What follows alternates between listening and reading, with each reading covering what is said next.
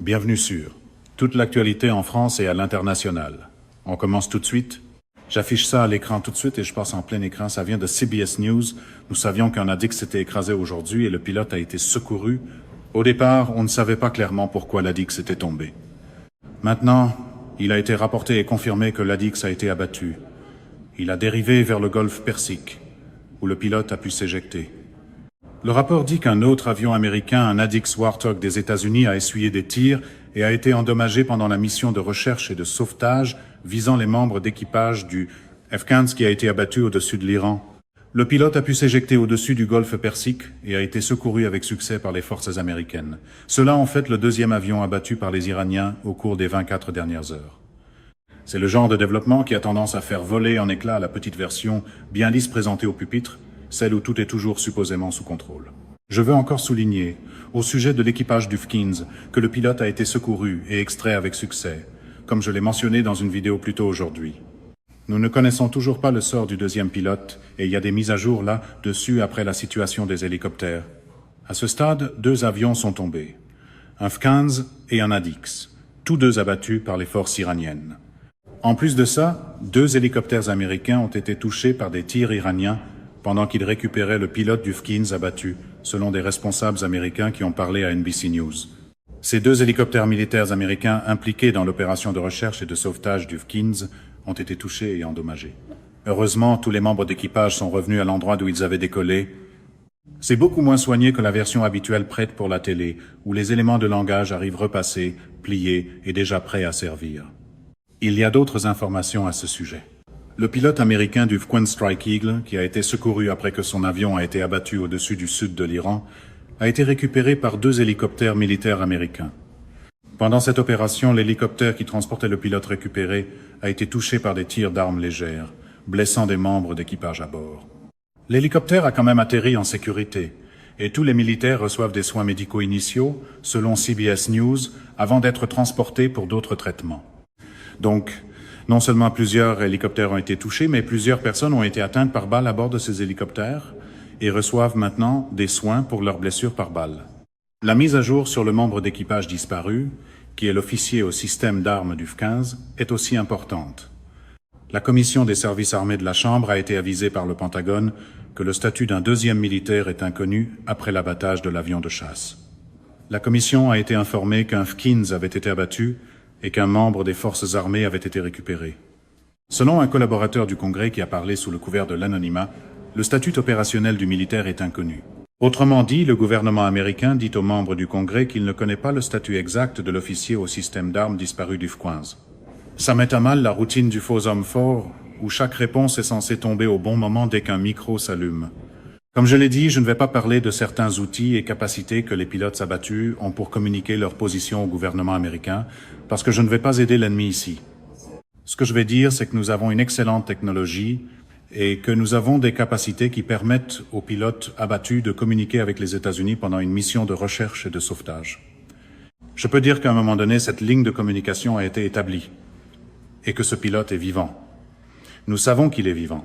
Ce que le public ne sait pas, c'est dans quelle zone il se trouve, quel est son état de santé, ou quoi que ce soit d'autre au-delà de ça. Il s'est bien éjecté, et il a bien utilisé ses capacités de communication, mais je ne vais pas aller plus loin là, dessus, parce que nous n'allons pas aider l'ennemi. Voici un bon résumé des 24 dernières heures.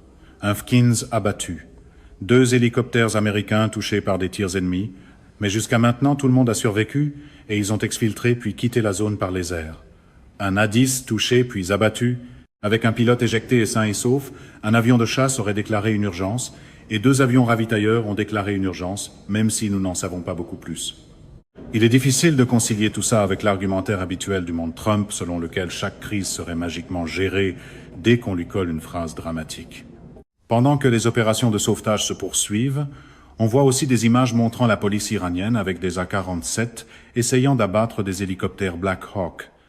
Là, on voit clairement des policiers iraniens essayer d'abattre des Black Hawk. Il y a aussi d'autres images d'hélicoptères de recherche et de sauvetage en mouvement. Ce sont des hélicoptères américains qui cherchent le membre d'équipage disparu. Ces vidéos viennent tout juste de sortir, mais elles ont été filmées avant la tombée de la nuit en Iran.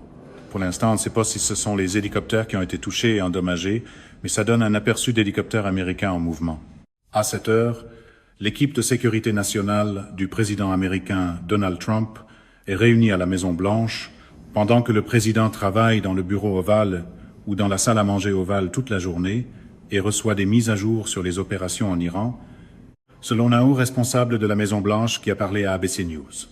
Donc, en ce moment même, l'équipe de sécurité nationale de Trump a été rassemblée et le met à jour rapidement alors que nous entrons dans une phase sans précédent de la guerre, avec plusieurs avions abattus, plusieurs hélicoptères touchés et un officier au système d'armes du F-15 porté disparu pendant que les opérations de recherche se poursuivent.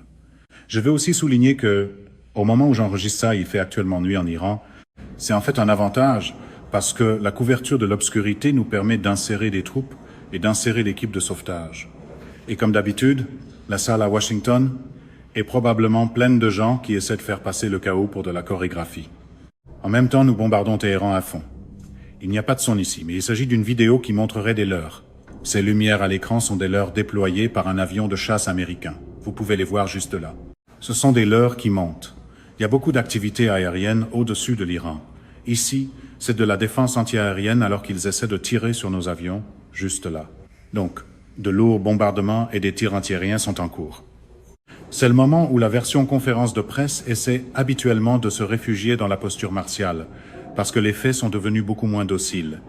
Ensuite, il y a le nord de Téhéran. C'est la vidéo que je voulais montrer en premier. On peut voir un énorme flash de lumière au moment où des bombes américaines frappent, dès le début de la vidéo. Ces éclairs, ce sont des bombes qui frappent. Puis vient un deuxième éclair, une deuxième détonation. Des frappes massives sont en cours. Il y a aussi d'autres images des conséquences des frappes dans les montagnes de Jarramar, on peut les voir juste là. De très grosses frappes sont en cours, c'est le résultat des frappes américaines. Il y a aussi un navire près du détroit d'Ormuz qui serait en feu. Nous ne savons pas s'il a été touché, mais il brûle clairement et est englouti par les flammes. Il pourrait très bien avoir été frappé par des missiles anti-navires iraniens. Il y a ensuite un autre rapport disant que les installations gazières de Habshan, le plus important site de traitement de gaz des Émirats arabes unis, ont subi des dommages importants lors d'une frappe de drone iranienne, avec au moins un travailleur tué. Donc, ils ont frappé le site de traitement de gaz le plus important des Émirats arabes unis. Ils ont lancé des missiles balistiques plus tôt aujourd'hui, et cela a été couvert dans la vidéo précédente. L'Iran continue donc de tirer pendant que la guerre fait rage. Voilà à quoi ressemble une véritable escalade quand elle n'est plus enterrée sous le marketing, les lignes d'applaudissements et les énormes proclamations de contrôle total. Donc, au moment où j'enregistre cette vidéo, un autre avion américain a été touché puis abattu. Le pilote s'est éjecté. Nous ne connaissons pas le statut de l'officier au système d'armes du F-15, sauf que nous savons qu'il est vivant et que nous savons qu'il y a eu une certaine communication avec lui et l'équipe de sauvetage. Comme je l'ai dit, je ne vais pas entrer dans les détails là, dessus parce que nous ne voulons donner à l'ennemi ni conseils ni informations. En même temps, plusieurs hélicoptères ont été touchés, y compris des hélicoptères transportant des gens qui ont subi des blessures importantes. Nous avons une situation énorme sur les bras pendant que les États-Unis bombardent l'Iran à cette heure-ci. La version en slogan des événements essaie peu être encore de vendre de la certitude, mais le champ de bataille, lui, n'a manifestement pas reçu le mémo. Je vais continuer à suivre la situation, et nous allons le ramener à la maison. J'ai la plus grande confiance en notre armée pour le ramener à la maison. C'est la fin de ce bulletin d'information. N'oubliez pas de vous abonner pour ne rien manquer de l'actualité en France et dans le monde. Merci de nous avoir suivis. Au revoir, à bientôt.